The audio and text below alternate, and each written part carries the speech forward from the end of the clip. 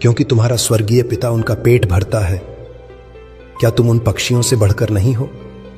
यदि परमेश्वर मैदान की घास को, जो आज हरी है और कल आग में झोंक दी जाएगी, इतना सुंदर पहनावा पहना सकता है, तो हे अल्पविश्वासी लोगों, क्या वह तुम्हारी सुधि नहीं लेगा?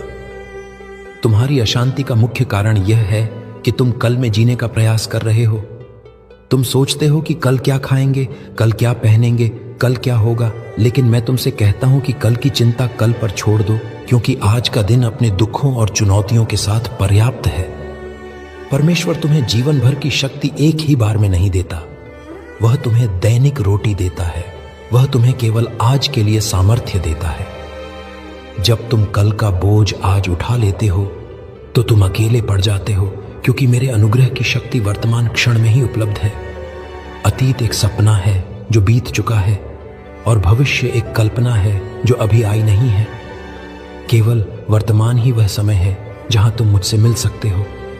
इसलिए जब तुम भोजन करो तो कृतज्ञता के साथ करो। जब तुम अपने प्रियजनों के साथ हो तो पूर्ण रूप से उनके साथ रहो।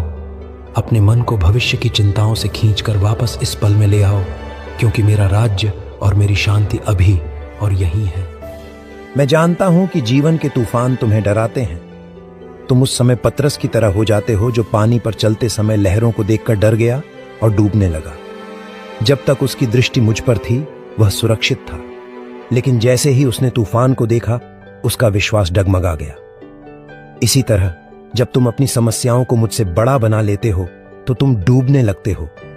शांति का रहस्य यह है कि तुम अपनी समस्याओं को यह मत बताओ कि तुम्हारा ईश्वर कितना बड़ा है, बल्कि अपनी समस्याओं को बताओ कि तुम्हारा ईश्वर कितना महान है। जब भय तुम्हारे दरवाजे पर दस्तक दे